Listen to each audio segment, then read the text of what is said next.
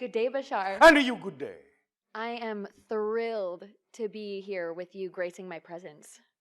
As are we unconditionally. What is your vote? My vote is for the fifth law. All right. Why? My vote is for the fifth law because I know in my heart of hearts that everything is here and now. My higher mind tells me that it is, but my physical mind is saying, how is that possible when I know Christmas is in December? Again, remember, the experience of time is real. But that doesn't mean everything isn't here and now. One does not negate the other. One is a description of the structure. One is a description of the experience of the structure. You understand the difference?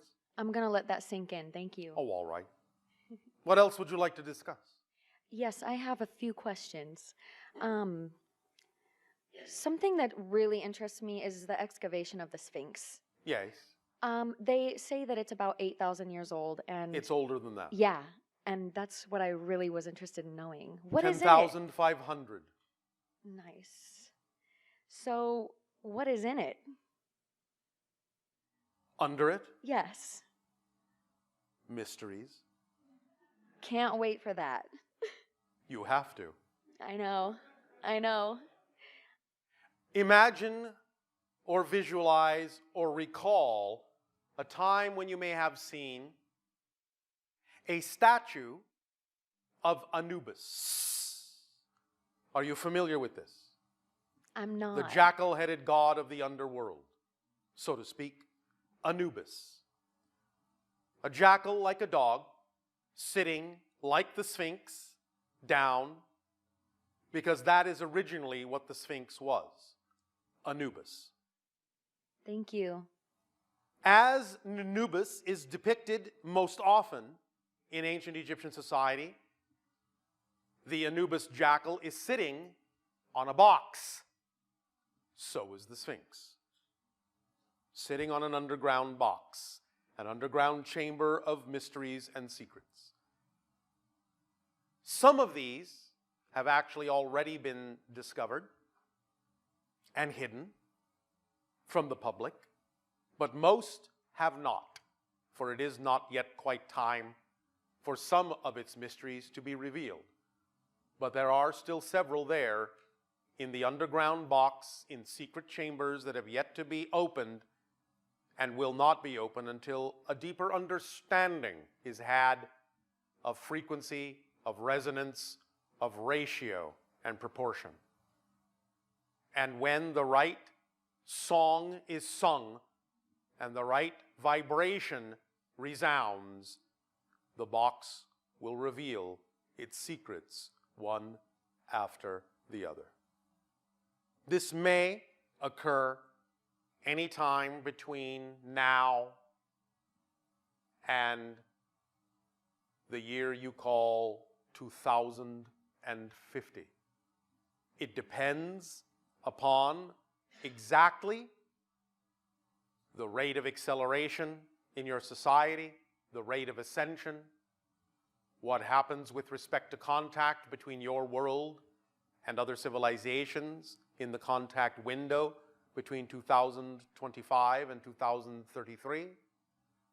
For even contact will not necessarily be the right time for the revelation of some of the mysteries in the box under the Sphinx. But it will come. Does this answer your question? It does. Thank you. Anything else? Yes. Regarding the rate of acceleration and reading our vibration, how close are we to contact today? As I said, the likely window based on the sensing of the current vibration that exists in your society now is that sometime between your year of 2025 and 2033 you will have open contact with another civilization. Awesome. Thank you. Just one additional question. Yes. I'm really interested in the Akashic Records. Really, really. Yes, really. The Akashic Records do not exist in the sense that most people on your planet define them. The Akashic Records is simply a representation that everything is here and now and therefore constantly accessible It's not a secret place. It is simply your ability to know that everything is here and now, and therefore you can access any information you want, anytime you want, as long as you become equal to the vibrational resonance of the information that you wish to access. Because everything exists here and now, all information is always accessible. That is the Akashic Records. Does that help you? It does. Thank you. Can you give me something meaningful to think about over the next few months? The thing that I could give you that is highly meaningful is that life has no meaning.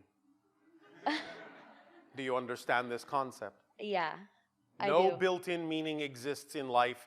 You are designed to give life meaning, and the meaning you give it determines the effect you get. That is the meaning of life. Okay, fair enough. Is that it? I also had a question about astral travel. Yes. How do I do that? Very well now and then when you don't know you're doing it.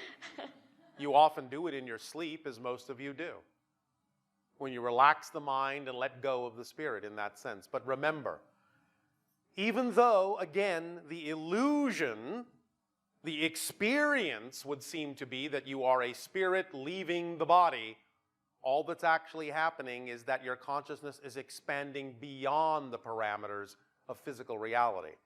You can still create the illusion that you are floating in a spirit form above your body, but you're just expanding like a sphere, your focal point of consciousness. So in a sense, what that ought to really tell you is that even though this is also a symbol and also a euphemism, it's not so much that your body contains your spirit. Your spirit contains your body.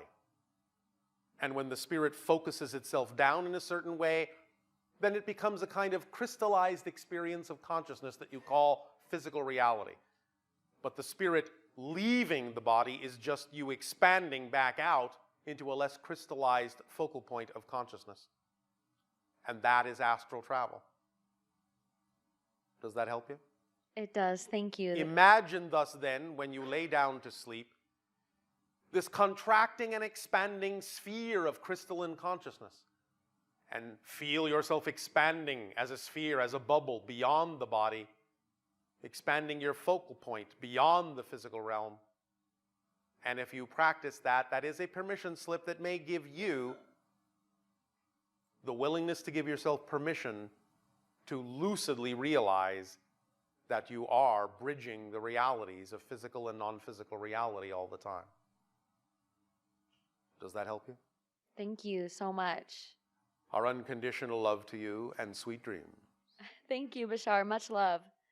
And Shivai. Shivai.